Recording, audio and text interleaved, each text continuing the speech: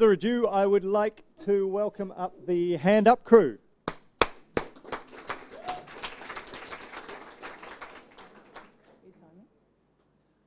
Hi, we're the Handup Crew. There's Guy, Leo, Louise, a tiny bit of Marcus, and I'm Gree. We're a community portal supporting local households, marrying up the people who can do work and are available to do work with people who need work around the house done. What you might say, there are a lot of sites out there that do this work already. There's TaskRunner, there's Elance, Freelancer, all that sort of stuff. But we did not find a single one that actually covers all sorts of household work that needs to get done. And specifically not one that appeals to the everyday woman. In our system, we also have a recommendation system that's proactive and reciprocal, because we've found that women and communities in particular are so interested in finding out whether the buyer is honorable as well as the seller, if you like. Being community-based, we're also trying to elicit sponsorship and support from local businesses.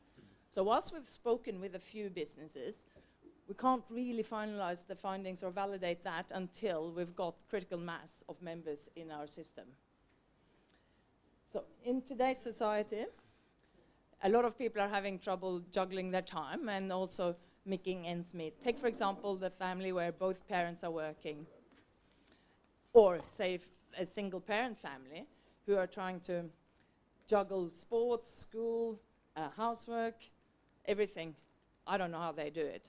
In Louise's example, they both had great jobs, dinkies, double income, no kids yet. Kids came along.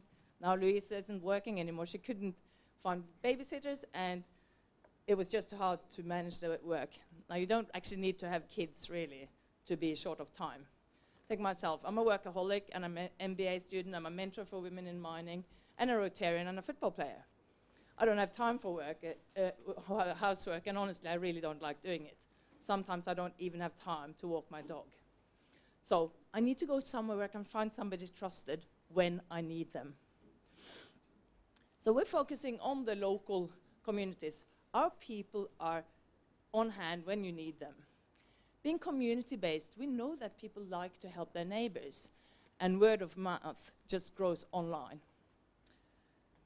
Imagine, for example, you're stuck at work, and your elderly mum needs to get to the hospital. Who are you going to call? Our market research validated that women are interested in buying these services. They're usually the ones who are holding everything together. And they're willing to pay for it, what's more. We also established that women actually want to do this work. They want the flexibility. They want to earn some money when it suits them. So we need a two-tier financial model. The doers would be willing to pay an initial setup fee and an ongoing subscription fee. The buyers, the people who want the work done, would actually pay a small membership fee, and then they would pay for the introductions. Been through a few iterations there. We haven't quite worked out the actual fees yet. So to get this going, obviously we're going to need to have some traction on this side and the members. So we will have some introductory offers that are reduced value packs, or even free, I would say. Unfortunately, we only had a tiny bit of Marcus for development, so we don't have a proper website yet, but we do have a mock-up of our first web page, or the search page that people get to. We also have a website that we're still working on, and we've set up our Facebook page, which has got 49 likes, I think, and we're working on that, spreading the word. We're also collecting stories on that site. People's stories, real stories about what they do and what they need, to try and test the market, I guess. We'll be launching through Facebook, Twitter, Google+, and other media, such as TV. I'm sure they'll have us on TV. And radio and the local rags. We are community-based. That's why they will talk to us. We're also used to professional women's networks, such as Women in Mining, Women in IT, to get the buyers. They're always strapped for time, I know. Using local mothers groups, churches, schools, all those social networks that women belong to. We'll try to get, we're also getting additional traction by using Google AdWords and Facebook ads, because we do need to get out there outside of our own communities. And last but not least, we won't be forgetting the good old word of mouth, which we're bringing online, and all women love to listen to it. And what we want to do is make people smile and have them happier. Thank you.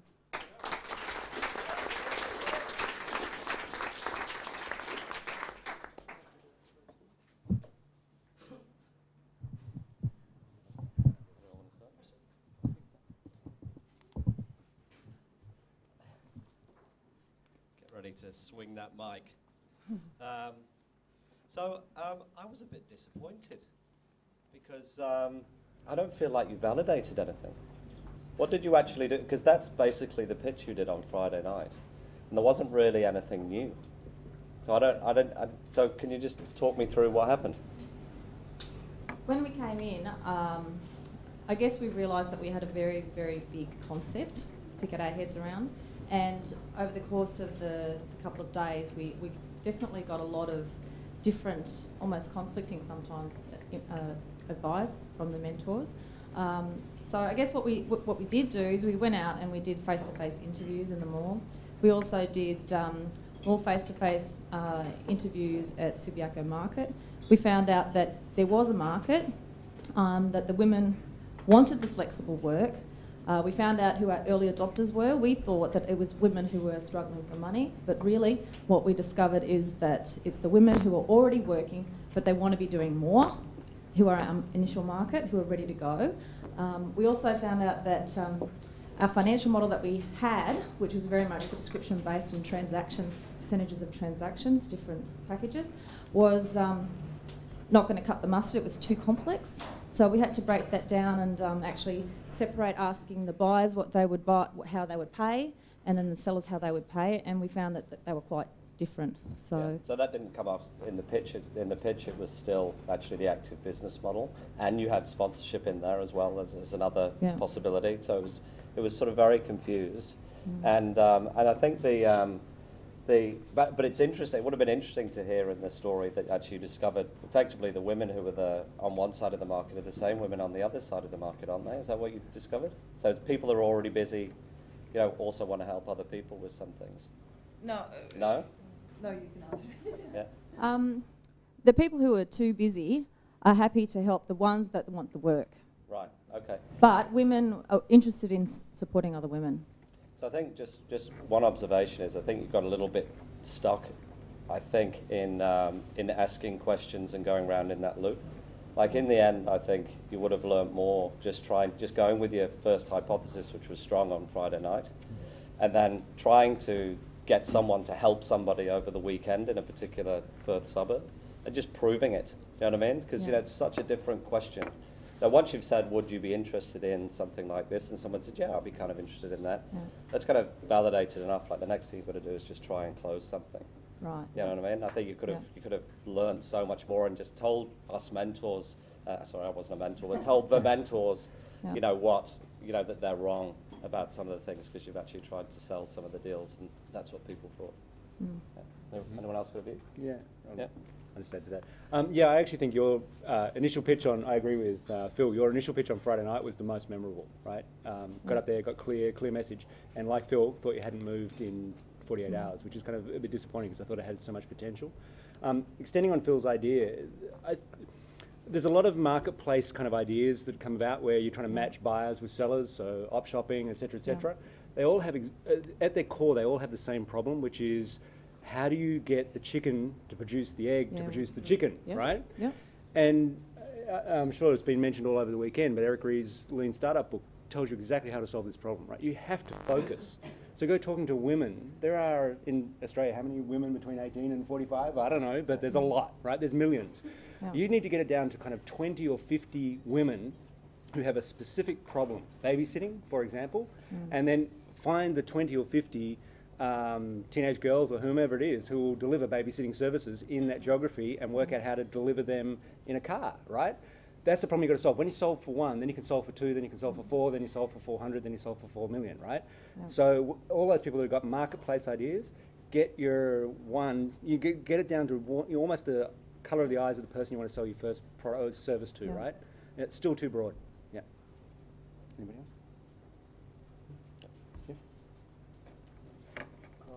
Just a quick question: are most of the tests physical tests, or is it virtual? No, it is mostly local, so it's physical skills. So, Yeah. so my comment is, obviously look towards the guys who have done it before. So the Task Rabbits, the Execs, the Zalis, the Zirtuals. So I think revenue model is probably going to be, a amount of time per month, so it's a subscription fee. And then you probably want to have your ambassadors in every little community, who are just passionate to do this. And I think for service providers, I think so. As far as I'm concerned, it's more validating who these people are, especially if they're nannies or babysitters. So there's background checks and that kind of stuff that they need to validate before you list them to get the trust going. Awesome. Thank you. Thank you.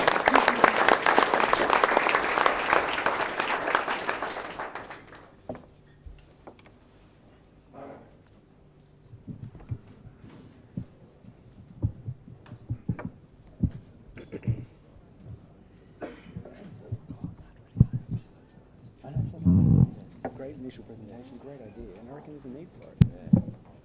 Just need to do some real work.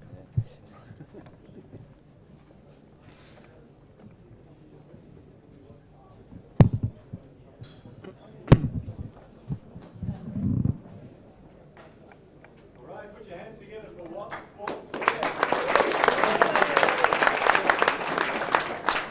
Hello, I'm Anthony. Aussies love their sport. But the problems that we found, are that the punters often don't know where to go to catch the big game, and the venues that are showing it have no active method to draw them in. Enter our solution. whatsportswear.com mobile app and venue administration solution, Game Genie. We're trying to connect the punters to the pubs. Through our lean canvas development, it was immediately obvious that we had two target markets, venues and patrons. We reached out to over 70 punters and venues. We sent out surveys, harassed the poor people of Australia, and heckled bar managers who were more than happy to speak with us at their busiest time of the week. It's very difficult. 75% of sports fanatics surveyed said that they struggled to find suitable venues to watch live sports. And 4 out of 5 bar managers said they would use the service if the data was available to prove the return on investment. So, to give you an idea, there are 175 sports bars in the Greater Perth area. For a bigger example, in Sydney alone, there are 500 licensed venues with Foxtel. We're talking thousands of live sport-friendly venues Australia-wide. So the app is free. How do we make money from it? Quite simply, we have designed the most innovative and intuitive scheduling system for venues. This will make it a no-brainer for venues to pay us to use it. We call this Game Genie. Game Genie offers an intelligent planner which learns from the user, automatically generates broadcast schedules, is incredibly user-friendly, and provides targeted usage analytics. Initially, the service will be provided to the venues for a free trial period of up to 3 months, during which time we must prove Game Genie's value to them. On top of the Game Genie subscription revenue, we will gain additional profit through promoted partners, events and commercial advertising within the mobile app. Now, there is one Australian competitor. This does not mean, however, that we are not first to market. They have presently not stretched out further than Melbourne, and we believe they are not adequately addressing the needs of the customers and the users. So how do we differ? Well, Game Genie. It's unique to us. It's unique to What Sports Wear. It is our advantage. And our current competitor has only 20% coverage of the Melbourne CBD, with no presence outside of Melbourne. So now I'm going to pass over to James with our knockout blow, our beautiful intuitive app, What Sports Wear. Cool. I feel a bit like Phil Schiller. All right. So first of all, I've got to say, guys, this is a real app. Okay. There's no smoke and mirrors going on. There's no sort of room of monkeys driving this. This is a real phone. This is a real app pulling data down from a real server that we set up this weekend. So so we're here. We're on live. So obviously the end point is that we want to end up with a user, a punter, in a bar watching a game. But there's various different ways they can get to that end point. They might know the venue that they want to go to, right? So they can search for a venue. They can look at all the venues in the area. So let's see here. What's a good spot? The Carbon Sports Bar, right? They're bound to have lots of sports matches on. Yeah, just over in Burswood. Sure enough, yeah, we got some basketball, we got some football. That's looking good. But you know, the punter, they might not know the pub that they want to go to. And there's some value proposition for the pubs, right? Actually finding new people finding their pubs. So maybe they want to have a look by sport. They want to say, look, maybe I'm into football or soccer if you swing that way. So I want, oh great, yeah, I'm going to watch the FA Cup. Cool. So obviously we've got the Carbon Bar, we've got Dirty Nelly. So I can find the exact match that I'm looking for. But we actually think that a lot of our users, they know the match they want to watch, and they just want to find somewhere good to watch it. So they can search for the exact match they're looking for. So let me see here. We all want to watch the Derby, right? So let's see. I'm sure we can find some bars that are going to play the Derby. West Coast, very good. Okay, so yeah, cool. We've got lots of venues nice and close to us. We've got we've got the Brass Monkey, Dirty Nellies. So, but let's see. I love the Royal. The Royal's a great place to watch sport. Okay, so here's my endpoint. Okay, I can see it's on the main screen. It's playing audio. This is the place to go. Do you know what? We talk about minimum viable products. I look at this. This is heavy on the viable and light on the minimum, right? We think this is pretty schmick, and we're pretty proud of building this weekend. Thank you.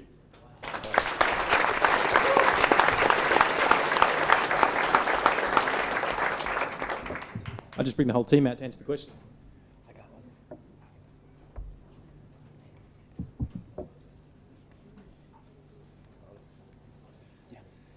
Really, really good presentation. I like how you addressed trying to get the actual the bars online, incentivizing them to get online. How are you going to measure whether you're actually driving any patrons to their bar? Where does that connect? Because I can see, I know where I want to go. I can see that the bar is benefiting, you know, by entering this data. But how do I know that it drove any people to actually go into that bar?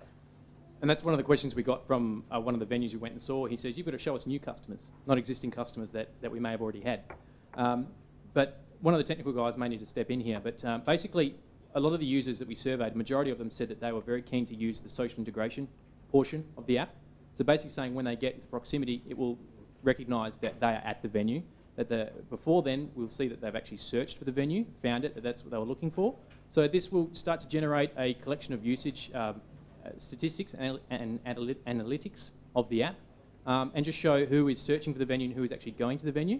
And then obviously it's up to the patron, the venue, to determine if their numbers are actually starting to rise. So perhaps maybe some gamification when they get to the venue, they check in, they get chips or whatever. And I believe there was actually a whisper, I think, maybe that they could, the phone itself, when it gets in proximity or something like that. We have a chicken button that's comfortably being disputed by someone. Oh, okay. Yeah, that there. And you sort of know if the user searches for the bar specifically, or they've been to the bar a couple of times through the app, we can gauge that they most likely are a regular customer or a recurring customer. Whereas if they got to the end result via the events page, then they're more likely, or the the supports page, they're more likely just to be a new customer looking to watch a particular game, and they don't really care where they're going. So you're going to provide those analytics back to the bar? Yes, Okay. for the paying customer. For the paying customer. Okay. Yeah, that's the advantage. I was just going to ask, did you, because you've worked up a workable app, did you actually have anyone use it over the course of the weekend for any of the games that were being televised? Well, I mean, it's only available to us at the moment, so it's only on our But when systems. you went out in... Oh, the app was only brought together and brought live today, and we went out yesterday. Basically, we were told, often politely, to leave us alone and come back on Monday, Tuesday when we're not so busy. So we knew we couldn't push our luck today, and really we just managed to stitch it together today. So. I thought it was a great pitch, and it was, I really like the simplicity and the focus of the business, and it's sort of fairly unique. Like you sort of, you haven't tried to change the world, but you could see how something impactful could happen as the business grows. So I thought that was really good. I liked how you validated it. I liked how it led you to a sort of 3-month freemium, 3-month trial product, so that the businesses see the value in it. But yeah, there's a lot to do in those 3 months, so you can prove the value. And I sort of agree with Joe's points on that. That you're really going to have to force that. You're going to have to, and you might even need a button, saying I've not been here before or something like that, and sort of motivate people to do that. But I think it was great. Now, just one question: how do you know, how do the venues actually choose what to put on the TV? Because I just imagine some person behind the bar just randomly changing the channel. Yeah. Because they've been doing it for so long, especially the large bars, they know what sort of crowds they can draw. We went to Grosvenor down the road, and she was quite forthcoming in saying, we pretty well only play rugby here because we've got a reputation as being a rugby bar, and that's where we get most of our customers. But the other venues, like say for the Elephant and Wheelbarrow, which we went and visited, he's got so many screens around the place, he knows who's coming to watch the match because they know that the match is playing. But that's the large venues. He's used to that, so he knows that he's got to play the EPL or a particular AFL match and on what screen he wants to put it on. But so I'm not clear how you get to that user interface that we're taken through then, because that demands predictability. You need to know that I'm going to go to the Brass Monkey and see it on the main screen. One of the models that we started talking about was this idea of Game Genie telling people what they should play, based on what. But one of the things you heard when you went out was that a lot of managers didn't want to be. We know what to play. What Game Genie does effectively, when they set it up, it asks them some questions. It says, look, do you tend to play? Do you prioritise a given sport? Are you an AFL club? That goes first. Or perhaps you just tend to play the biggest matches if it's a knockout or a final. So that becomes a priority. So they set up those questions. They hit the generate button. That populates that whole week of sport. Now, of course, they might tweak some things, and the system will learn from those tweaks to make those adjustments. But the real key is to just push that button based on what you said before. It'll just do it for you. Yeah, but this is sort of, I think that's a really good answer, but it shows you the work ahead of you to actually make it work, because it's in that detail where you could have a lot of very happy or a lot of very disappointed customers that don't use the app anymore. But I think, most clubs actually do this. They get on a Word document, put in what they're showing for the week, print it out, put it up in the pub. Right. What this is it's supplementing that. Instead of doing that, they do it in our app. Yeah. They get the document printed out for them through the app, and we get the data to show. So that's really, so if actually your app could help them find a way of generating that easier, so they don't do the Word doc, and that's the first version of it, and then it's already populating it, that might really help. Right. But well done. Awesome pitch.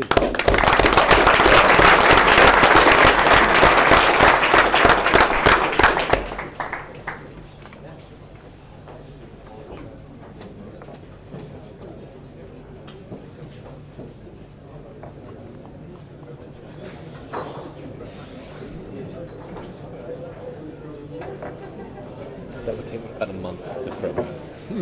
What's that? That would take me about a month to write. Oh, sure. It's pretty impressive execution of that. Yeah, they're great. Yeah.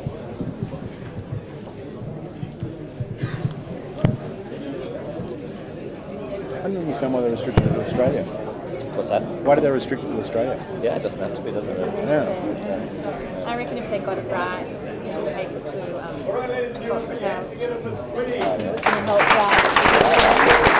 Thank you very much. Right, my name's Miles Eftos, and I am the project manager for Squidee. As a designer, you're spending too much time on administration. You want to spend more time doing design.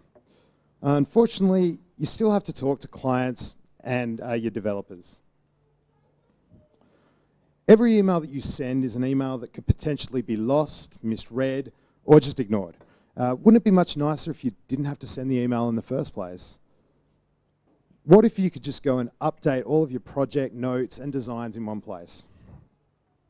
There's nothing worse than having to do the same tasks over and over again, especially over such a boring medium as email. Actually, I lie, there is one thing worse, and that's being interrupted to make you go and redo the same tasks over and over again in email. If you're spending less time sifting through your emails, you're spending more time doing design, which is what you want to be doing. So who needs us? Well, there's over 280,000 freelance web designers that work remotely around the world, probably more. And these designers will have never ever met the person that they're working for or the people that they're working with. This makes verbal communication extremely difficult. It also makes email pretty hard to deal with.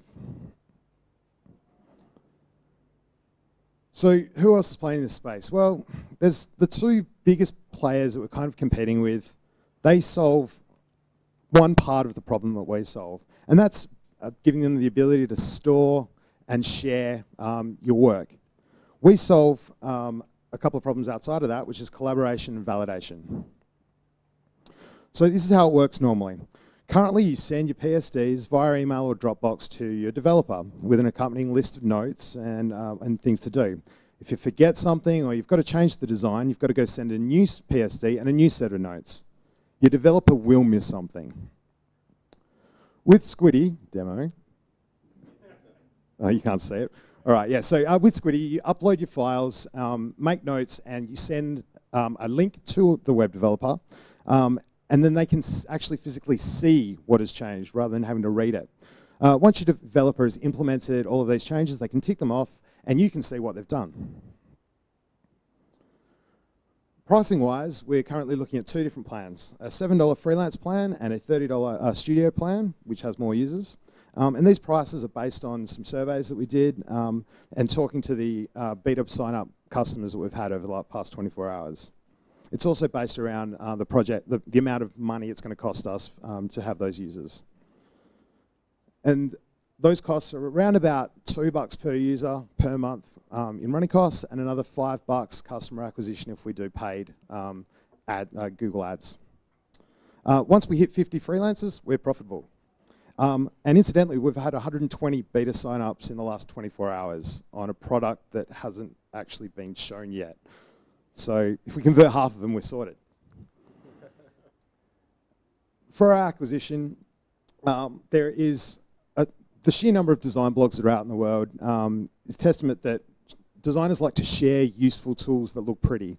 So we're going to be submitting our site to those sites so that they can promote it, and hopefully other designers will see it and talk about it. We know where our customers hang out, so we're going to go and chase them down. We're also going to be producing some infographics and some other helpful tips if you're a designer or running your own business that will hopefully drive content-driven traffic. Beyond that, at the moment we are just targeting freelance remote web designers, but there are other industries that can benefit from Squidee as well. In fact, we've already been told by a couple of print designers that a product like Squidee will help them with their proofing process. So that's another market that we can look into expanding into. It's a bit hard to read, but there's some nice things that people have already been saying about us on Twitter. The super talented team that is behind Squidee is Corey, Thomas and Cyrus, who did all of the design work and did an amazing job. Justin and Courtney, who did all the back-end stuff, and me, who kind of yelled at them occasionally. So stop emailing and get designing with squidee.co.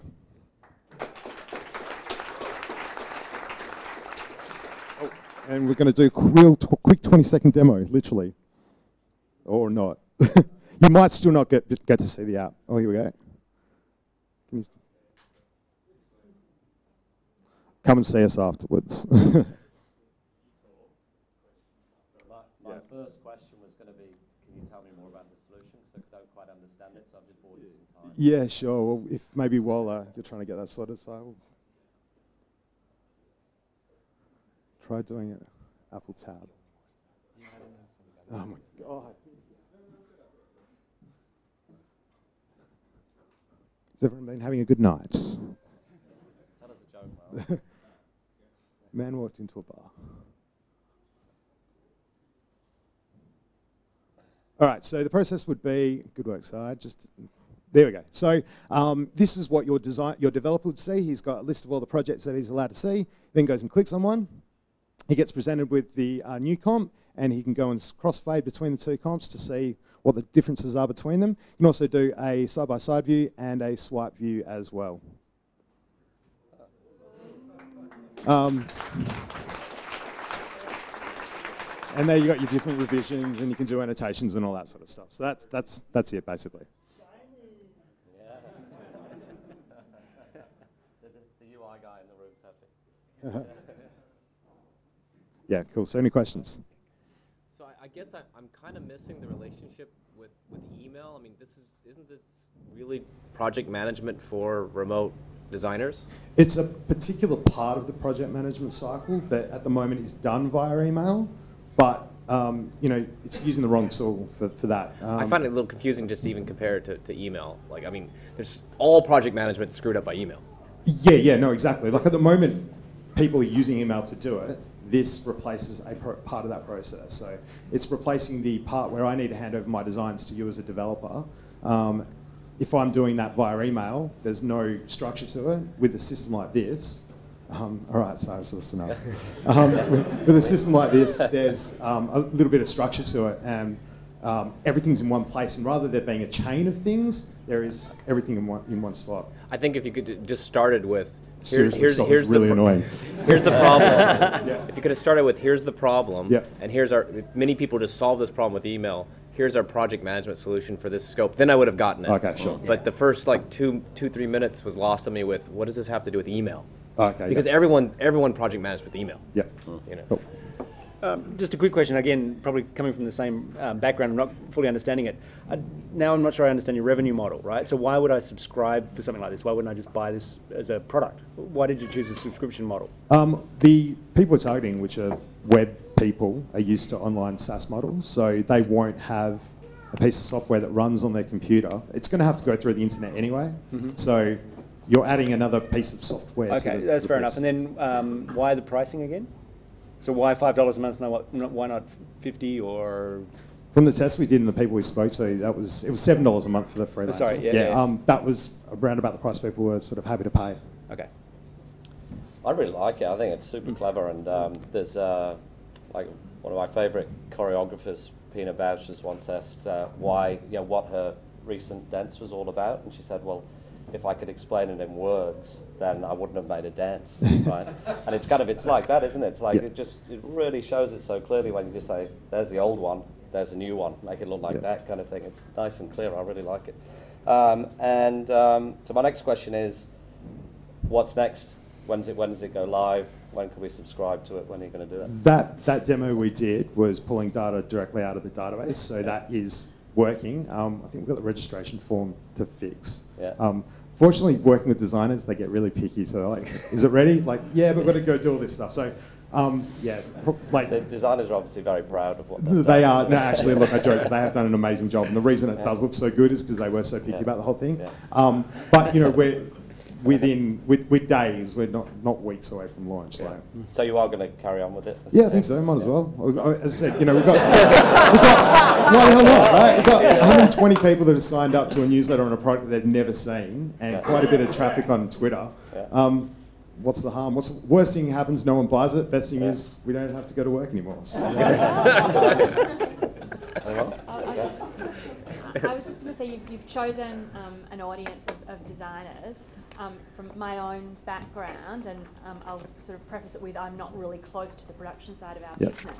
I think there's a business-to-business opportunity there as well across media, because one of the big challenges in our business is all of these material changes that happen back and forth through email with our small to medium-sized clients who don't use big advertising agencies. Yeah. So basically, there could be another market segment. Well, I mean, we say anywhere where you're passing designs over an interface of some sort to any other people that need to deal with it.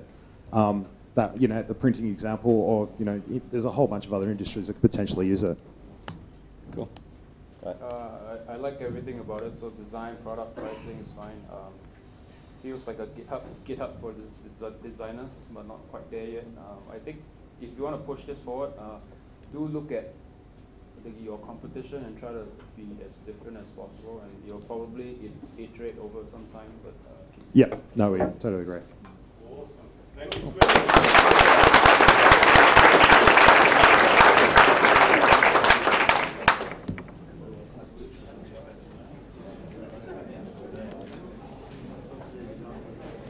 Definitely an example of where a picture's worth 1,000 words, right? You should have just started with the demo. Yeah, once you pull back all the layers, you're like, oh, this is something really valuable. Yeah. The pictures, what's going on?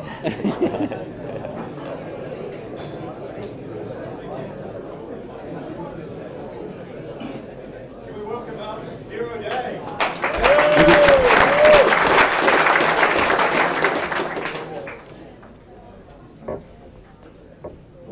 that says, this is actually the funniest thing I've done all weekend, that says augmented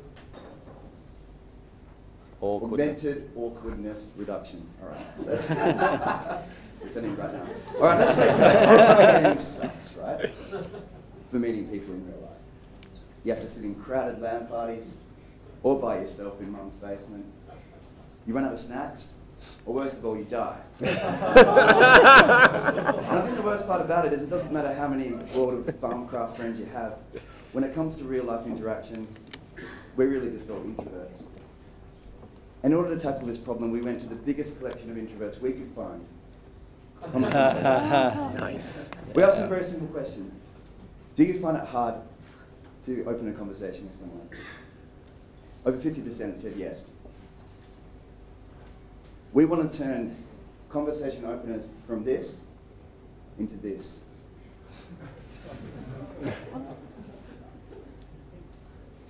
Zero Day is a moderately multiplayer, mobile, augmented reality, hyper-social, hyper-local, immersive apocalypse experience.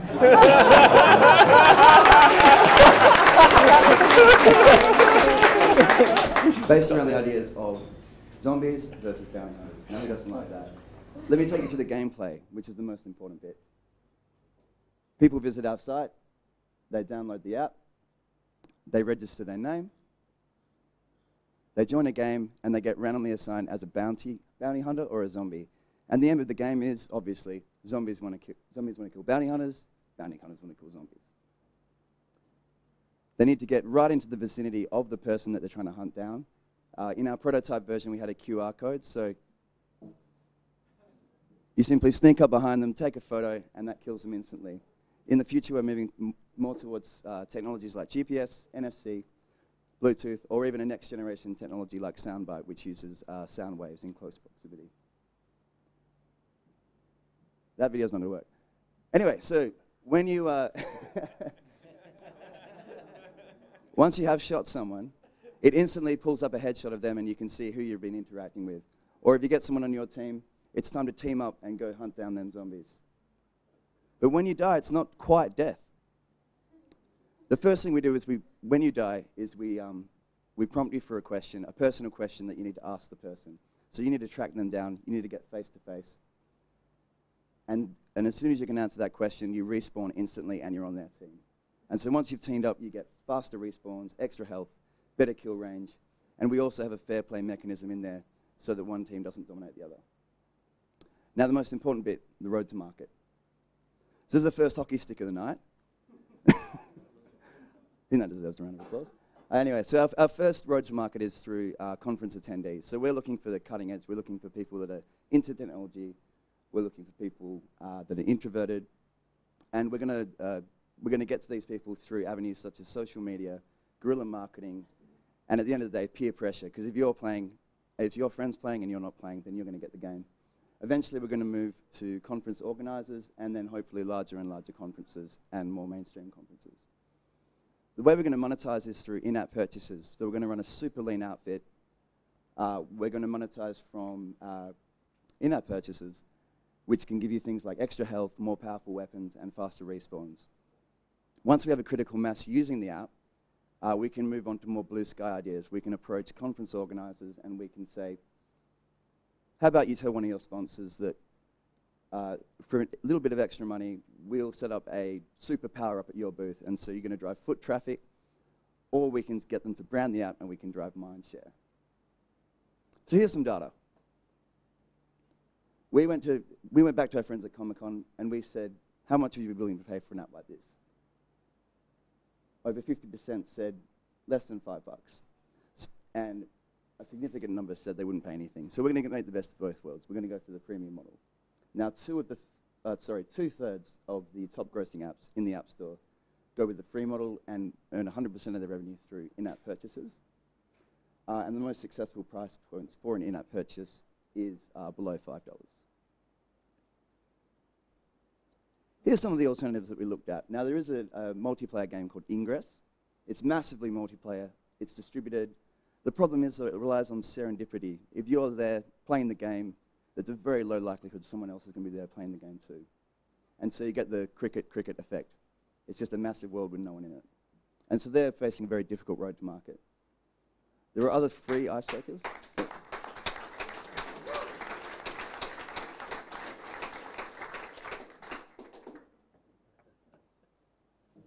Here's the 10. Believe it or not, I actually think this is a cool idea. It's kind of, if I understand it correctly, it's kind of like an iPhone app version of the game that they're playing at UWA at the moment with Nerf guns, right? That's right. It's, it's essentially you've taken the Nerf. So nobody else has taken that Nerf gun idea and turned it into an app? There is one alternative. Yeah.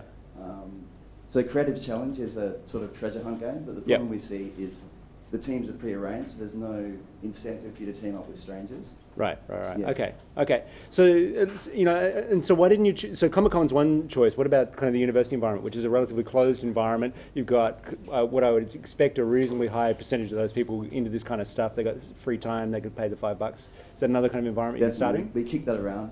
I think it just came down to practicality. No one's at uni on the weekends. And okay, so that's why you tested it at Comic-Con. But yeah, it's been kicked around. Yeah. Okay. No, interesting idea. Kind of, no I love it, and I actually really like the QR code low techness of it.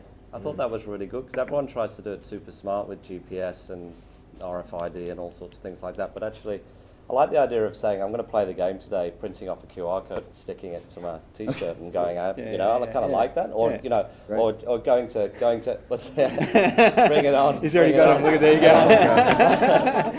You know, or you know, going to. I think that Rob's idea there about uni was great. Like actually having a O week. You know, everyone just getting one of these at O week and then playing this game is completely awesome.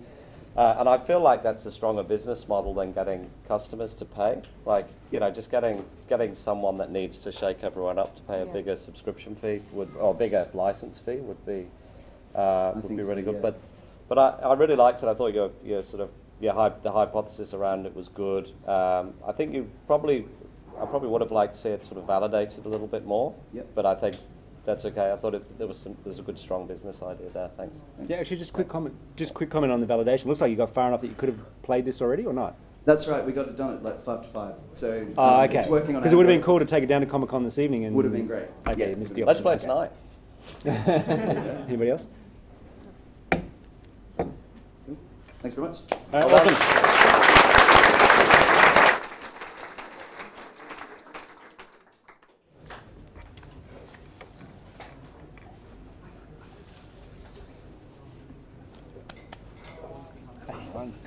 I didn't realize it would stick on it. Cool. Stickers, it's good.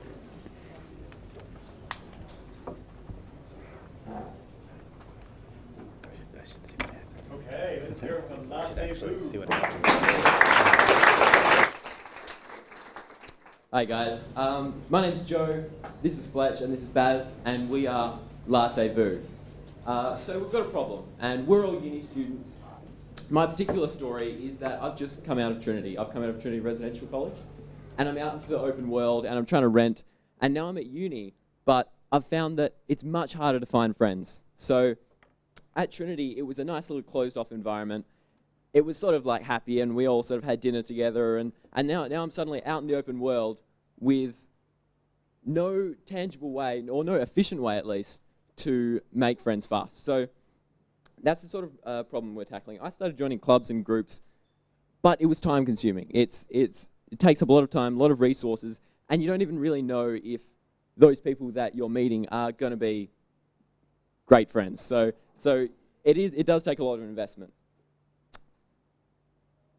So how are we going to actually solve this problem? Well, what if there was a way to meet a new person every single day? And what if that was incredibly easy? What if those people that you're meeting are actually verified to be cool people? Cool people and awesome people. So, well, now there is. And this thing is flippin' awesome because it's going to connect people that are awesome. And let me explain. So here's the concept. You're at uni. You've got some spare time. You open up the app, Latte Vous, and a few clicks, and you're paired with a random stranger near you that also wants a coffee. So open up the app, a few clicks, and you're chatting to someone nearby that wants to have a coffee and wants to meet someone. So that's the way it's going to work. It's super simple. we've created the design outlines, and it's just about ready to ship off to Freelancer. So this is an idea that came together this morning, by the way. So we've really just been rolling it along quite fast. Our competitors at the moment are Grindr and Blender, and also Highlight. We are much better than those because of these reasons. We did some research around the place, and of the people that had these apps, 3 of them, well, the 3 that we found that had these apps, each individual one of them got rid of the app because of the explicit reason that it was too creepy. So they had people contacting them just out of the blue, trying to scoot on over, and it was just creepy and not nice. So the reason we're better is because we have the verification, positive, negative, or neutral verification after each interaction. So this incentivizes people to actually put some effort into being nice and to not do the sort of Omegle chat roulette type things that we all know well. And of course, this is in real life, so it's a little bit different. We rate the people, and that deters creepiness. eBay really pioneered this one quite well. Their verification system really cut all the bad stuff out, to not use inappropriate language.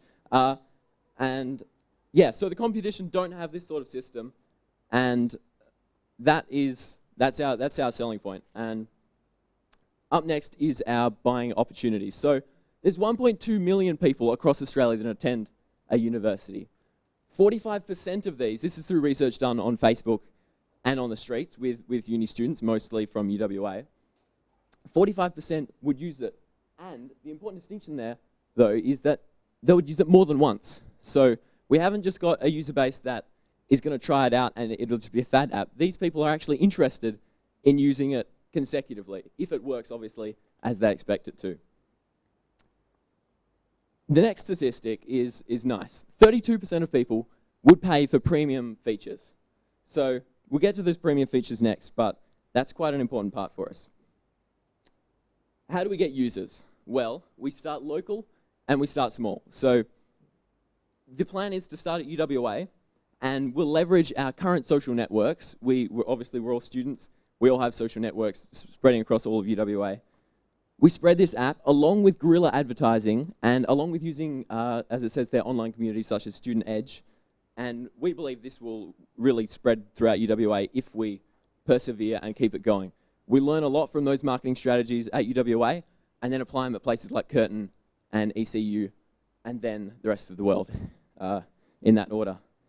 So monetization, it's absolutely free to download, and that's one of our points. We want to get it out there, we want to spread it, but we need to make some money. So users pay for extra features, so they can filter by gender and they can filter by age by buying tokens. So they buy a bunch of tokens, they use these each time, say they're 20 cents, that's the model we've been running at, 20 cents for each token, they buy a bunch of them, use them to apply filters, because there are guys out there who want to find girls, girls who want to find guys, or they want to stop meeting.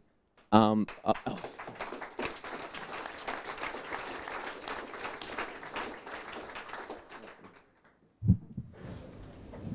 it. When you're in. I'll do Joe's on for that. So not admitting that I know anything about Grindr or Blender or Oasis or no. It seems like you're entering a very noisy ecosphere. There's a lot of apps that are out there to meet people, even just down from anywhere from Meetup to those dating apps. I don't see where you're really differentiating yourself in that market space where there's already some fairly well established players. Right. Okay, well, one thing that we would like to do is more validation, specifically on that point. Obviously, 3 people in this room isn't great validation. We have been flying along with the idea. We obviously need to get more validation in that area, especially the specific reasons why a lot of people don't go to Blender, or perhaps improvements that Blender could have. And obviously incorporate those sorts of things into us. But I think the big thing that we've got over Blender at the moment is not seediness and creepiness. What went wrong with the first idea? What got disvalidated? Well, basically, yeah. So the first idea was focus on dating, whereas this is focused purely just on meeting people. So in the free version, you don't put your gender in or anything. So it's just a completely random person, and it has nothing to do with dating. The first idea was sort of more focused on dating, and it did creep in towards that creepy territory because it was a complete stranger, not someone who you know is going to be from your university, who you've probably maybe seen their face around before. It's just a complete stranger who could be anywhere in the world. There was something you said early on about, what was your UVP was something like meet a new person every single day? Something like that? Is that what it was? The initial one? Yeah, no, tonight. At the beginning of it. Yeah. Yeah, and I really liked that, caught my imagination. I thought that was an interesting idea that you could really riff on for a little while. And it's not about, finding a lover, not about finding a best friend, or it's just about meeting somebody interesting and and I thought there's a mashup here between the Collider app and your app, like where you were going, that could have been interesting. But I think there's just to actually meet somebody just for 5 minutes, and you've just got to tell each other something interesting, and that's it, you're gone. Could be like a really interesting business idea there. So you caught my imagination with that first bit. I also thought, like, business model-wise, it was, felt fairly weak. But and with these sorts of things, one of the things we've found is that if you want to avoid sleaze and you want to avoid tire kickers, if you actually get people to pay, which I think you could for the right kind of model, then you're paying because you want to be part of a community that learns something interesting every day, or whatever the value proposition is at the heart of it, and then you can take a little bit of that. Anyway, that's my thoughts. Anyone else? Yep. I'll just add Yep. Yeah. Actually, Phil's comment about meet a person a day is interesting. I hadn't thought about it that way. I thought about it the other way, which is my same old chicken and egg comment again, which is you're trying to service a very large number of people. Where do you start, right? And I know you said in university, but why, what motivates, how many people really are motivated to meet a new person every day, and why are you motivated to do that, right? So I think you've got to drill a little deeper into why am I motivated to meet a new person every day? Or is there something that I do, that I want to meet the other people at this location, at this university, that I wouldn't have otherwise met through the social club, through the tavern, or through my courses, right? So if I can understand why I want to meet a person every day and what they mean to me, then you start to get the differentiation. The rating thing, anybody can add a rating to their app, right? So drill deeper, I think, and that's a comment for all of these marketplace ideas. Drill deeper into who wants it and why, and get your first customer very clear. Yeah. Anybody else? Yep. So for one thing, I noticed you guys might be the youngest team in the room. Is that right? So I'm very impressed. I hardly see university kids coming out to Startup Weekend. So your idea is sort of a clone of a kind of a new startup in the States. I can't remember what it's called, but it's fairly similar. You get one friend a day who is maybe 2 or 3 degrees from your Facebook. There's a really funny story behind that, actually. That was our previous idea? The one before. Okay. Yeah. So those guys are booming. We had some problems. We had some problems with the Facebook API. Okay. So those guys are booming, but it doesn't really matter. So I know your motivation. So your university kids, I know your motivation. If you have friends who are technical, that's great. I think you're gonna do this, irregardless of what everyone says. So you have to do this fast. That's the idea. Just do it local and do it fast, right? If possible, find a friend who's technical. Don't outsource to freelance. Right. Okay.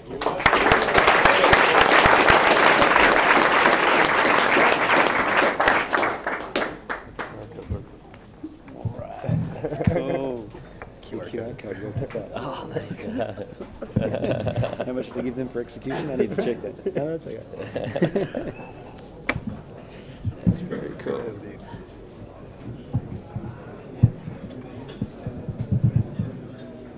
All right, let's go Raffle Rabbit.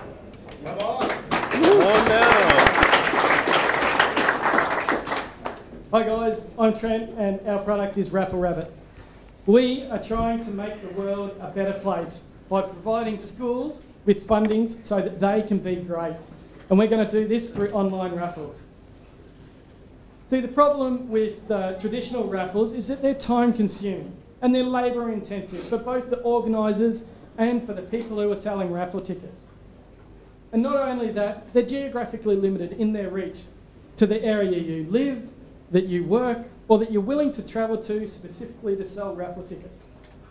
All this means organisations that are selling raffle tickets lose money, lose potential money that they could get from fundraising. And sellers have to work hard. And for a time-poor demographic, who wants to do that? We're going to take fundraising to the digital era. We're going to make it quick and easy. We're going to make it easy for sellers and organisers to run a fundraiser. We give instant access to previously unreachable customers, and by using social media and email, we harness a wide-reaching number of touching points. But what's best about our product is that our product operates on all the social media platforms that are available now because of its ubiquitous URL-based design. Here's how it works. So what you're seeing here is actually our real landing page. It's a recording of someone setting up a raffle. Okay? They're actually on our landing page, they're going to go to the call to action, and then they're going to just key in some details, and the raffle will actually be live. They will receive a URL in their email as a result, and they can then share that URL anywhere, on Twitter, on Facebook, among their friends, by email. They can post it up on the wall. And actually, as of about, well, an hour and a half ago, someone had actually set up a raffle, and so there's one running live now. And if you go to, we've put a hot link to it, if you go to bit.ly/Raffle Rabbit, as in bit.ly/Raffle Rabbit, then you can buy a ticket to help the Maranatha Community College. Okay, ticket's $5. The prize is a $200 David Jones voucher. So we'll flip back. So when we were doing validation, we originally wanted to make the world better by helping clubs. The club members were pretty apathetic. And they're like, yeah, whatever. But when we were talking to mums who had school-age kids about fundraising for their local school, they got it. They connected, and you could see the look in their eye. So our data shows that 75% of mothers would actively run a raffle online. 82% would repost using social media. 88% would purchase a ticket online. So I guess the real validation is what we've already spoken about. We have a raffle running online right now, and in the first hour we had $110 worth of revenue for Maranatha College. It just happens to be my daughter's school, by the way, but that's and out of that we made $5.50 worth of actual revenue for us. So our revenue model, it's based on 6,500 primary schools throughout Australia, and it's an estimated marketplace of $20 million per year in fundraising for these schools. Our projected revenue out of that in the first year, based on 5% fees of the total revenue, is $250,000. We've got other bolt-on options and that we haven't explored yet, and I can talk them in later detail. We haven't yet done a marketing plan, but our product allows for us to target organisers through Google and social media, but sellers can still opt in, and we think that'll happen through referrals of the social networks and friendship groups of mothers. Our competition in Australia is Go Fundraise, EPS, Everyday Hero. They have a combination of high fees, ongoing monthly fees, and service charges. We differentiate ourselves because we eliminate barriers to entry. It's free to sign up, and fees are only paid when you actually make money. I just want to thank the team. These boys have been amazing, awesome. I think we bonded so well, and you rarely see that with the team, and these guys are the guys who make it possible. And that's us, guys.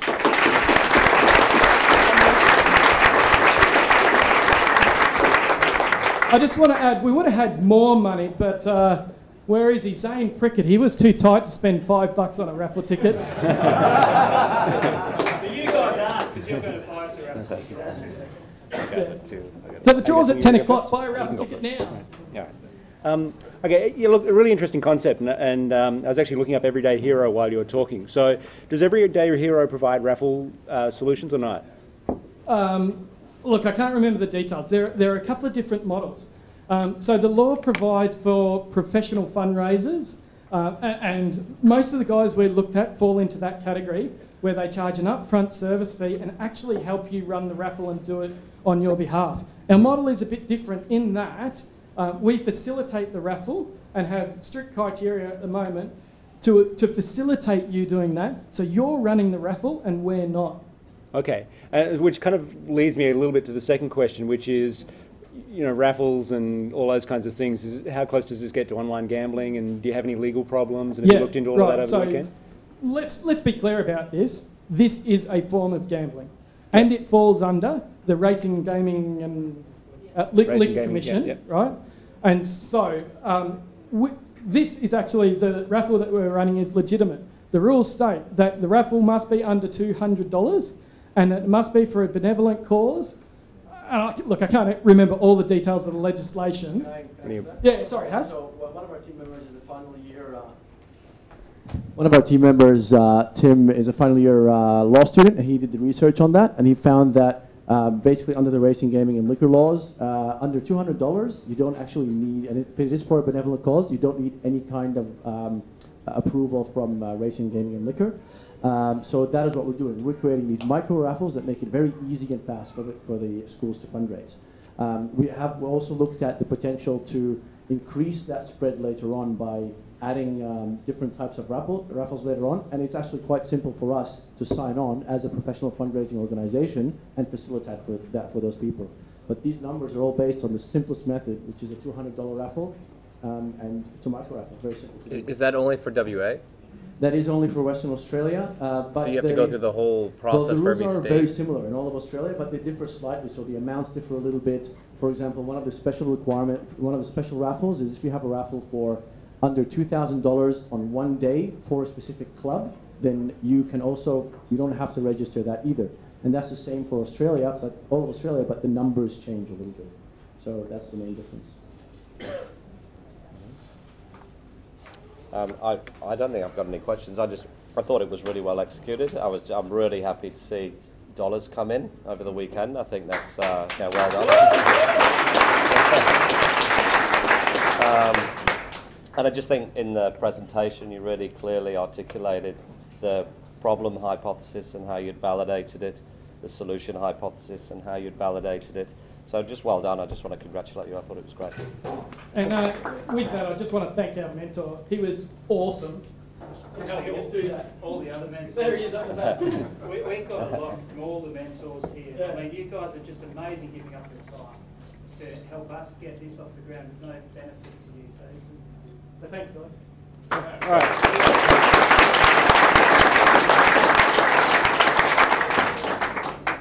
Still a minute and a half if there's more questions.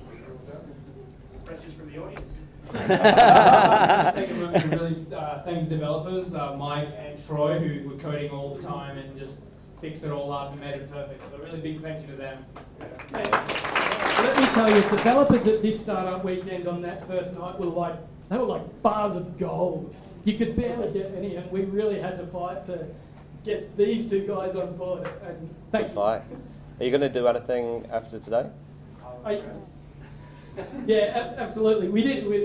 I was running a bit short of time. You might have noticed a little rush at the end. Yeah, so we want to get a pitch together for actual funding, because we think if we market this and articulate some formal legal advice to, I guess, cover these ends, that we could actually make this real. Right, good. Thanks. Awesome. Well done.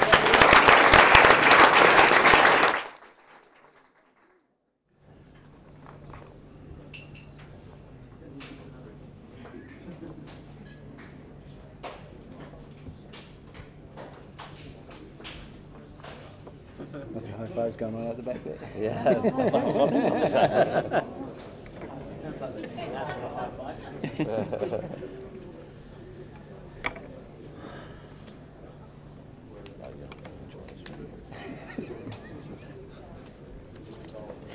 Even the name gets me excited.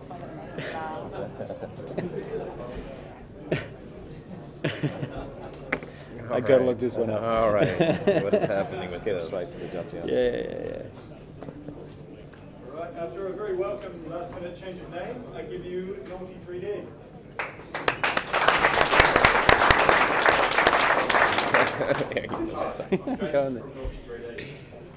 I've got experience in the 3D printing industry, and I've also had the opportunity to live with some of the adult entertainers in Perth. Now, I want to start by telling you a story about Frank. Now, Frank's got this toy that he likes, but recently he wanted to upgrade his toy. It's just something similar, but different. Now, he went down to his local adult shop to find something that might suit his tastes, but he couldn't find anything. Then he went online to search there, but again, to his dismay, he found nothing that tickled his fancy. He did find a website that created or printed these objects for him. Now, this website though required him to upload personal images and to talk to the developer throughout the process. Now, this would cost him close to $1,000, but Frank was happy with the price. What Frank was a bit concerned about was providing these images and this personal information to a company he didn't know or trust at that point. This is where Naughty 3D comes into play. We are creating a discreet, anonymous marketplace where people like Frank can find designs and customise them to his taste. Now, as we can see, that Naughty 3D is like a broker between designers and customers. Designers are able to upload their designs and sell them to the customers. And the customers then can take these designs, change them slightly by size, colour, which is then sent off to a 3D printing provider. Now, also, part of our role as Naughty 3D will be acting as a liaison between the customer, the manufacturer, and the dispatch to ensure that anonymity is kept. By this we mean that the manufacturer does not know who the end product is going to, or the dispatch company does not know what's in the parcel they're picking up. Now, the adult industry is our first target market, but it's not the only target market we can hit. We can scale quite quickly to include other industries. Now, we validated this idea late last night.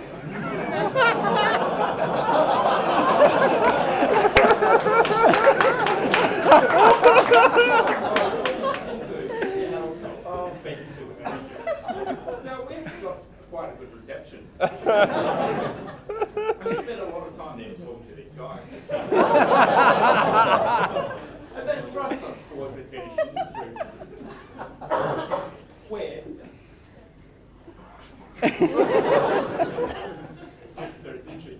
so we actually came back to Space Cube with all this information, and we had to, I don't know, research this cube. We ended up trawling through fetish sites. I would not recommend it for any sane person. But the good thing out of all this was that Adult Shop actually asked us to come back on Monday and pitch it to their head office. Now, the technology, I mean, think of technology today. So most of it is due to the adult industry. Things like VCRs, e-commerce and that were kicked off by this industry. Why not personalised 3D printing?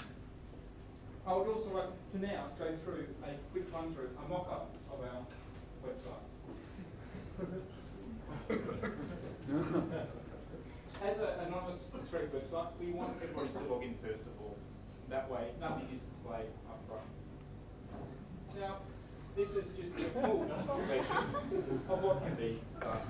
Now, a person can order an item. They can select the size, the hardness. And on the left-hand side, they'll be able to rotate and zoom in the product before and see what it's going to look like before it's ordered.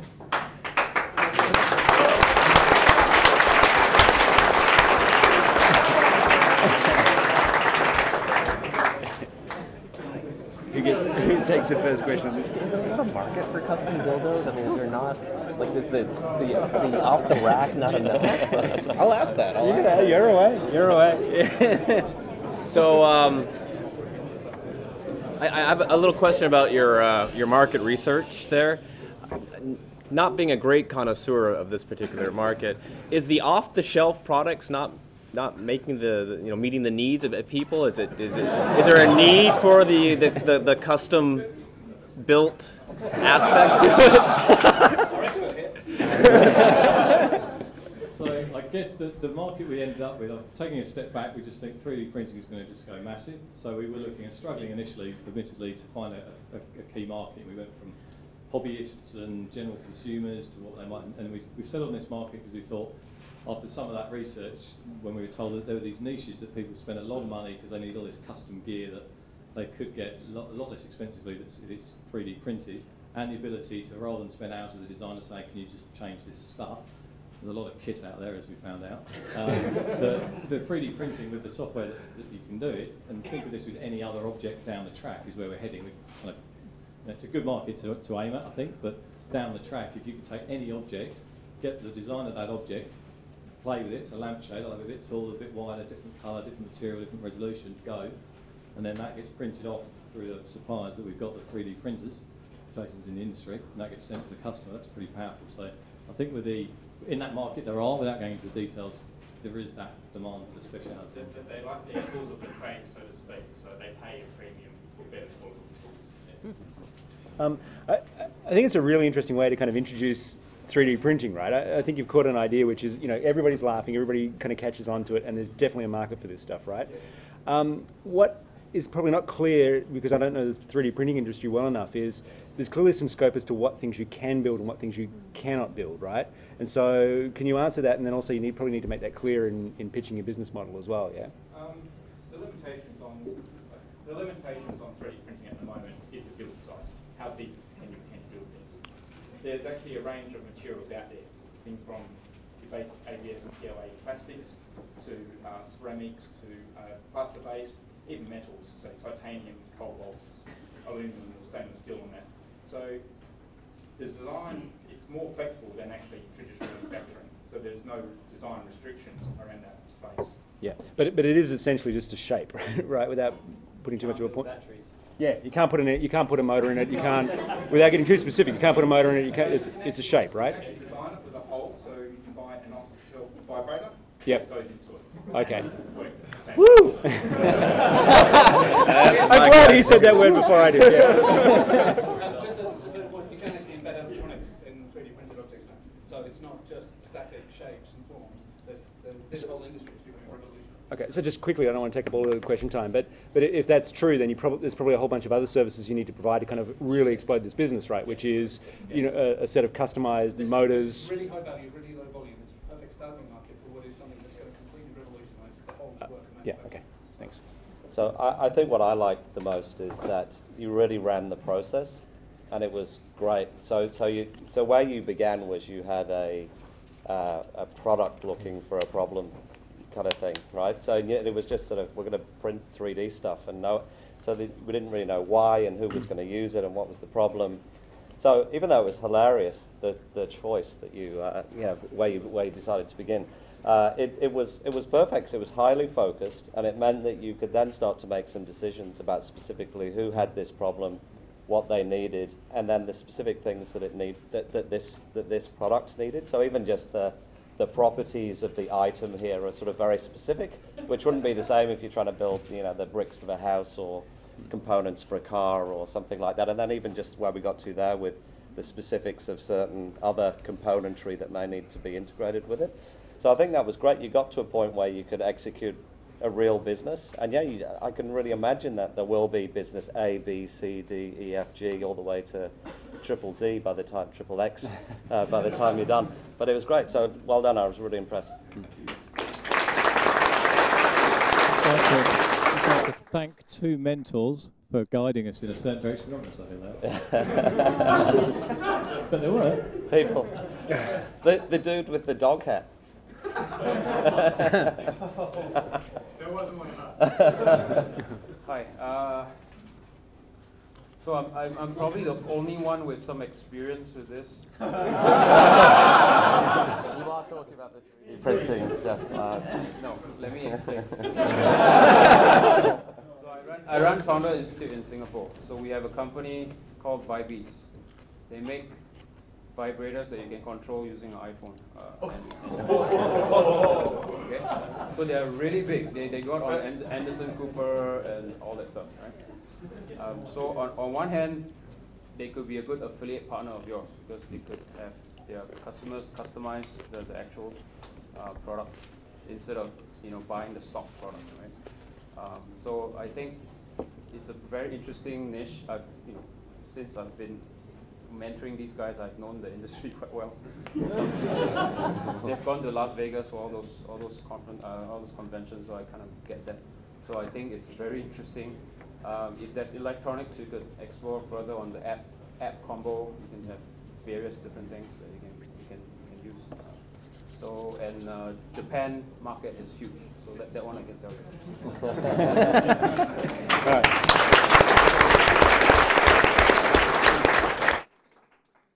Great work, guys. Well done.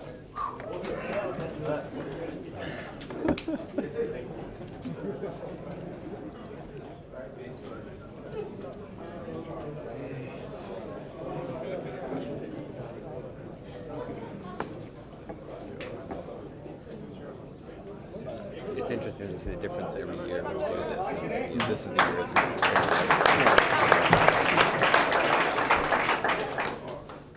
I was at an NRL grand final between Manly and Newcastle. Manly had it in the bag. Newcastle, the last 20 minutes, they scored a controversial try. But where the hell was I? I was in the hot chip and beer queue. I was devastated. Has this ever happened to you?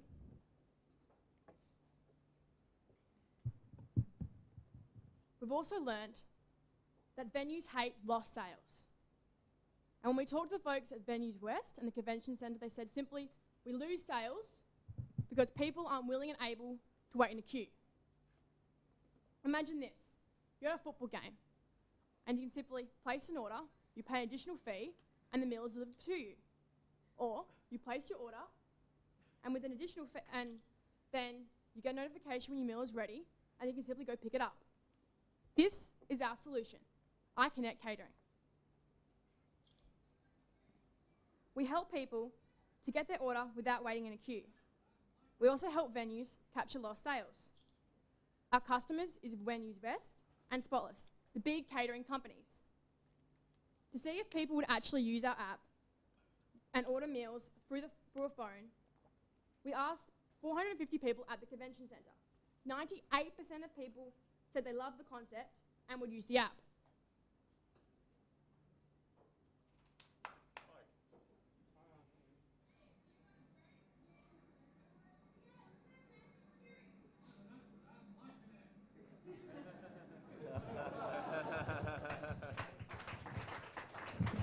Last night at dinner, we did a little test. Check out this good-looking bunch of people. We asked people if they'd pay a fee for $2 for a fast lane option or $5 for delivery option. The results out of 25 people we asked was that 12 people were willing to pay for the fast lane option and 8 people for the delivery option. So we made $52 for a very simple little product test. When we told people that, sorry, it was just an experiment and we were not actually going to deliver their meal to them tonight, they're actually very devastated, reinforcing how badly people actually really want this service. Then we went to the catering companies and we interviewed them. Venues West was so interested in what we were doing that we actually have a meeting with them next week. as they want to implement this service ASAP because I think it's so awesome. We thought the revenue model would be that we charge the venues a flat rate for this service. Venues West actually said that the preferred method was a 3% charge for every sale that was generated from the app. Now this is our revenue model. Next we talked to the managers of the convention centre. This, believe it or not, is what one of the convention centres was using to take orders. I couldn't believe it. And it's not working for them. Sandra, the head manager, was so excited when we showed the prototype. She actually tried to download it in front of us at the App Store. It was amazing.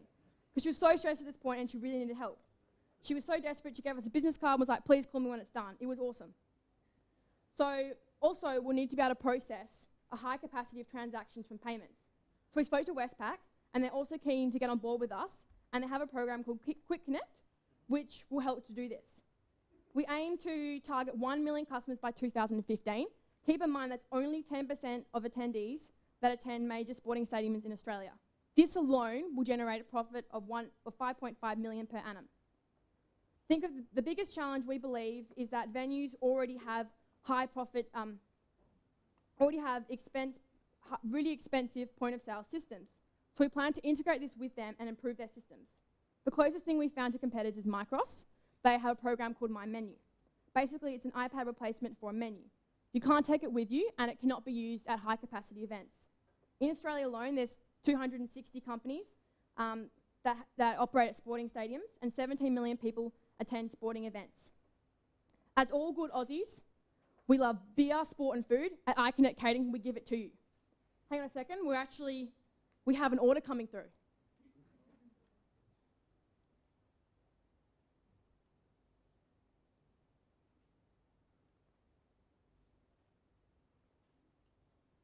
Cool. And here's your beers.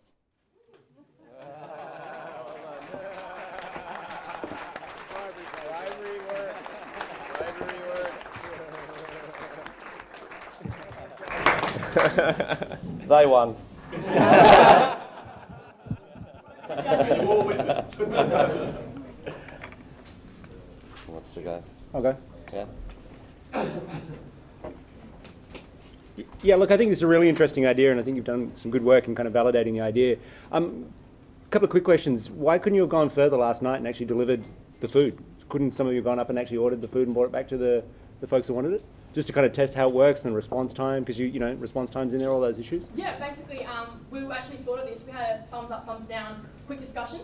Yeah. Basically, time's of the essence, and we wanted to just get the data to see who would actually be willing and able to pay for it. And then from that, we actually found that the validation was even stronger because people were so devastated that we couldn't actually deliver the meal. It was quite interesting. To be honest, it was just a thing really going on here that they wanted to just get to the kitchen. So we just wanted a small market test to see if this sort of proposition would work. And then on the other side of it, to make it work, you've obviously got to work with the venue, because you effectively have to cheat the system, right? Because if you're going to deliver it to a seat, you've got to go in the back door and get the food directly out rather than have to wait in line with everybody else, right? So that requires support from the venues. So is that, can you talk about that, validating that side of the problem? We've had some discussion around that. Yeah, we've had some discussions around that about distribution and the components of that. What we thought is we would work with them through the processes, look at the I guess the way they do it currently, and then re-engineer that with their in consultation with them. The three options we thought of were distribute via a fast lane, as it's been mentioned, and distribute via points, or have people who are runners.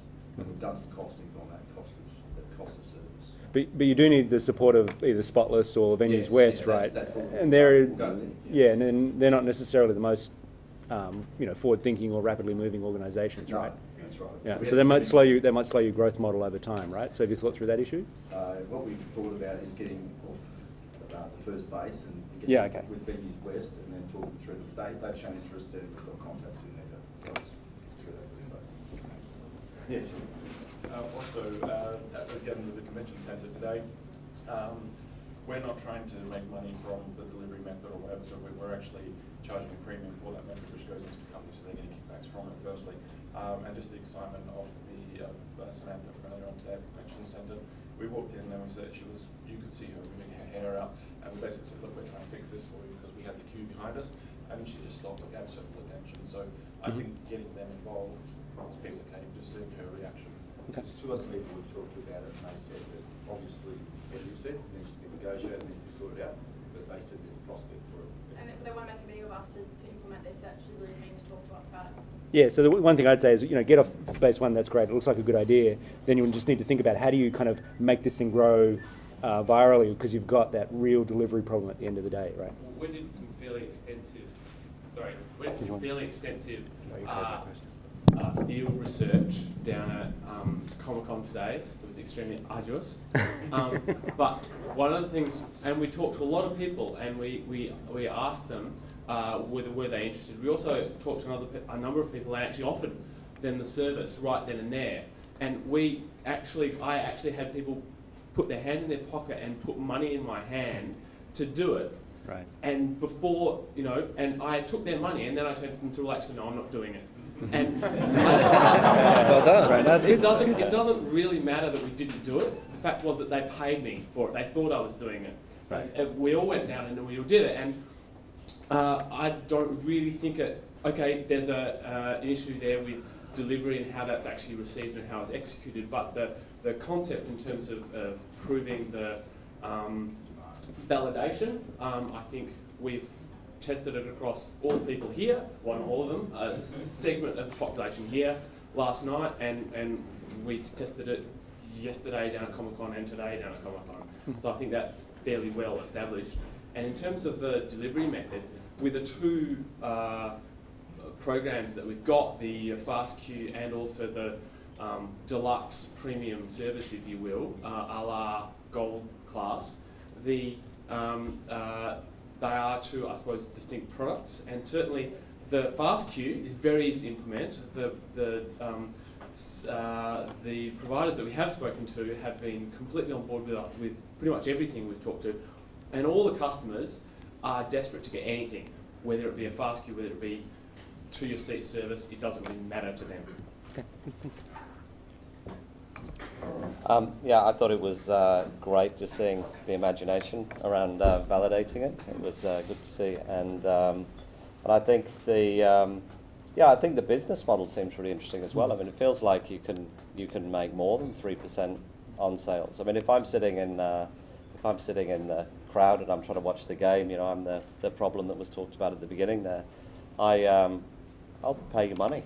Like I'll pay you an extra $5 to send someone down there. So and there's a story that there's some really good stuff to read about on the web about how Netflix began that you might want to sort of be inspired by, which is just really the founder posting DVDs to himself and then just sort of moving it, just actually learning what that feels like. And you've kind of got a more complicated version of that to try and solve with the runners and how the fast queue works and how you... Yeah, that's right. But yeah, it feels really worthwhile and feels like you've really validated a problem space. Awesome. Cool.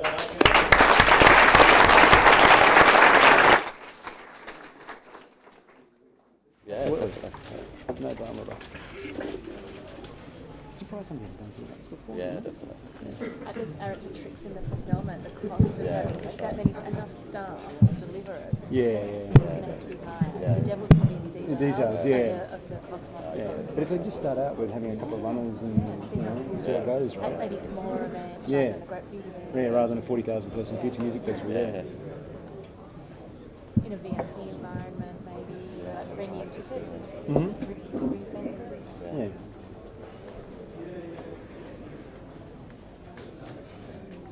Yeah, it's kind of like you could deliver it to like Moonlight Cinema or something like that, right? You think you'll get gold class at Moonlight Cinema by having your food delivered. The integration point's really tough to scale up. Yeah. You know, how do you make it so that you can do this over and over again? Yeah. Yeah, I know, that gave my next point. Not cold enough. Hang on a minute, Dan. All right, guys, it's time for our last Startup Weekend team for Perth Startup Weekend 2013. Put your hands together for the Catering.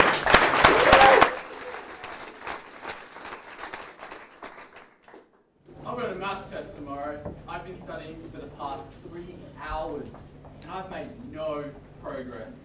I'm so stressed out right now. I wish my tutor was here. She would know how to help me. Oh! Hey, how you going, man? What's your problem? Now, I'm sure at some point in our education, we've experienced a moment like this, where we've just wanted to be able to contact someone that can give us advice, and especially if we've got a tutor, our tutor, at that point in time. That's how we came up with Air Tutor. Now, Air Tutor, we identified that there's 2 pain points that are currently aren't addressed in the marketplace. The first is that students need solutions at a time when they want them, and also, secondly, tutors cannot bill outside of lesson time. This is what Air Tutor seeks to address. So what we've developed is a platform for communication between tutors and students. And then secondly, we've facilitated a process where the tutors can actually bill for the time outside of the lesson in this interaction with their students. Now, the tutor market is massive. In Australia alone, in the full-time tutors, it's grown 36% between the period of 2006 and 2010. And that's left with 36,000 tutors in the 2010 government survey. However, we're going to be targeting also the part-time tutor market, and this is a growing market in itself, where we're seeing there's over 80,000 tutors currently participating in this marketplace. Yet there isn't a tool for them to communicate and bill their students outside of lesson time. So we designed the platform, and we have a beta version that's working, and currently we've been testing it. So the idea is that a student is given the tutor key, and the student signs up on the left, types in the tutor key, and once they sign up onto the platform, they see their tutors already there waiting for them, because the tutor key is unique to each tutor. So immediately, if I'm a student and I need some help from my tutor right now, and it's 11 o'clock at night and my test is tomorrow, I just contact Amy, because I need some maths help. And Amy gets a notification. Amy gets a text, and she then goes onto her console and notices, hang on, Jack does need some help, and accepts the session. Then what happens is we facilitate a process where session duration is timed, and also it's costed. Now we're going to incorporate a whiteboard here, and also we've got video and text that's coming along as well. But right now we've got a product that is working, so if you'd like to see it afterwards, please feel free to come up. Oh yeah, so our customer validation involves in-depth conversation with 30 tutors. Basically, what we found is for ages under 35, 90% people wanted in on our product. For the ages over 35, about 60% wanted in our product. So some people just aren't really up to date with the tech bubble, I guess. We had a lot of great feedback from the people. We had some awesome. Sorry, I'm a bit lost. Parents are excited about our product. Tutors are excited about our product. We've had a lot of great information. People wanted to come to us 2 hours after we made calls to them. So it's really awesome. So as you can see, there is a lot of interest in the validation that we've done, and we feel like this is only going to grow. Right now, our business model is we found that users and tutors didn't want to pay a subscription fee or a membership fee, but they were quite willing to give away a revenue share for a piece of the market where currently nothing exists. This is a tool that's facilitating a new chance for them to bill and make money. So there's no upfront cost, and we charge per minute. Now, customer acquisition. Tutors contact through advertising. So tutors at the moment are advertising online. What we're going to do is we're going to harvest this information, because we've got the contact information, and get straight to the tutors and let them know about our tool. Secondly, every tutor gets given a business card, or lots of business cards with their unique tutor key, and they hand this to their students, so their students can then go online and immediately access their tutors if they would like. Secondly, students also can invite friends into the same session with a tutor through Facebook. And what this does is suddenly students online with their friends, and their friend is now connected with that tutor as well. Selling one-on-one to tutors works well. I know that because I've run a tutoring company and I've done telesales. But what we're going to do is target the tutoring companies themselves. They've got 20 to 200 students and tutors. We're going to sell to them and grow very quickly. Okay, so we've also had interest from a non-profit as well, where they go out and they teach outside in the country, and this is a service that could actually facilitate that process from Perth. Our business model is, our profit model, if we had 5 sessions per week with average duration. Thank you, everyone.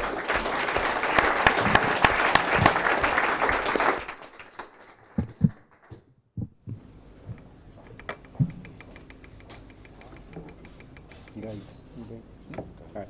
I think this is a good idea. Having just had a tutor over this afternoon to tutor my son in English, you know, I can actually see a lot of value in this from the tutor's point of view as well as from my son's point of view, right? The tutor has to drive to our house, gets an hour's worth of fees, drives home. You know, there's a lot of inefficiency in the process. So I think what you're trying to, and then he's not always there when my son actually is trying to do an assignment, right? So I see a lot of value in the process. What I was unclear on, and maybe kind of helping you out because you had 2 seconds to explain the selling model, I didn't understand that at all. So at first I thought you were trying to sell directly and compete with the existing tutor organisations, because there are lots of tutor organisations out there, but it sounded like you're trying to sell to them. Yeah,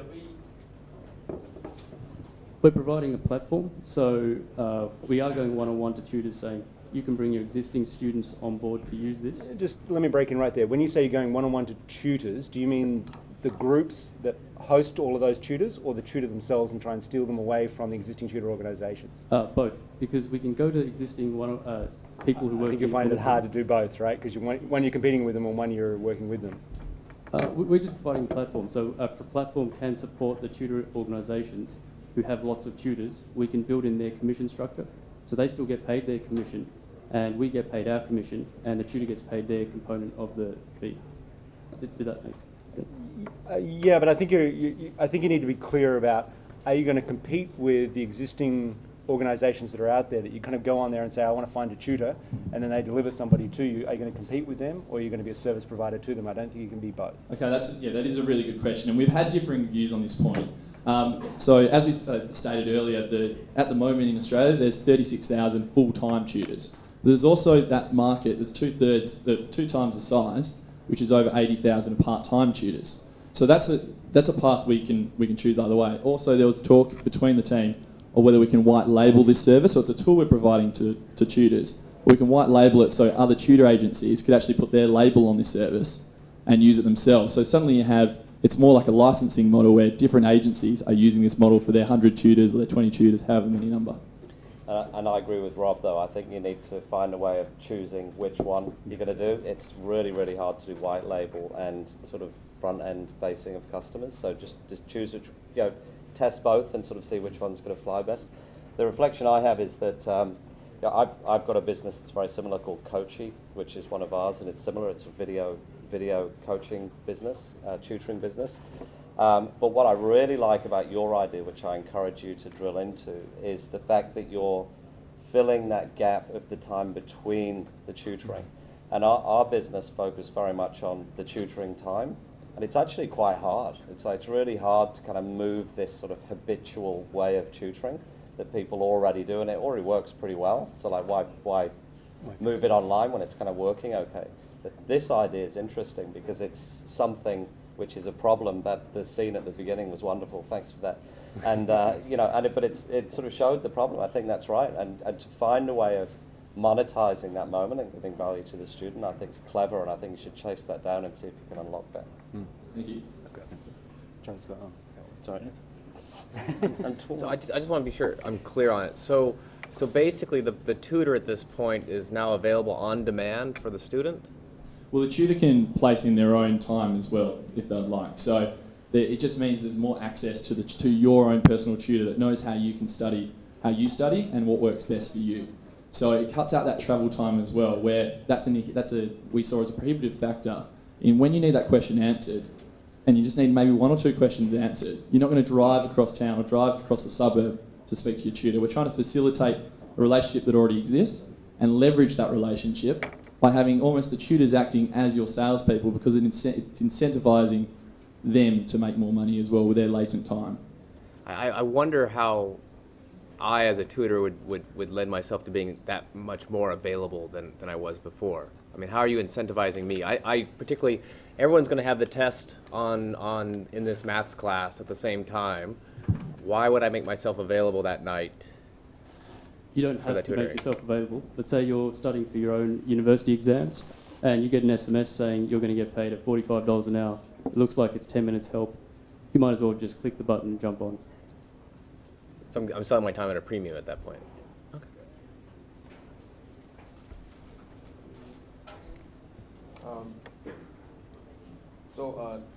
I guess, well, the idea isn't new globally. So if you're number one here, I would assume that you'll probably go for it since you have the domain experience, right?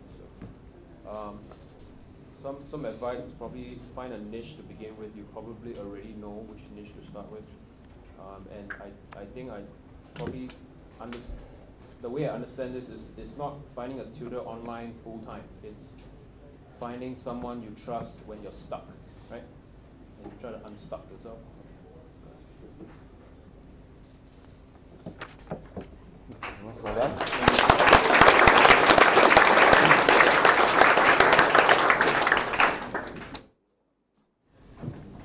Just like that, we're done.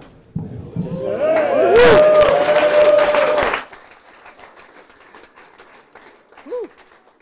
Honestly, you guys are the freaking bomb. I mean, I'm utterly blown away by these pictures. Yeah, don't know what to say. Judges are going to go and deliberate. It doesn't matter who wins. You guys were incredible, and all of you, I'm sure, learned a lot and had a great experience. We will find out who wins, but take a deep breath, let it all go. The weekend is over. Have a drink, relax, give yourself a big hand.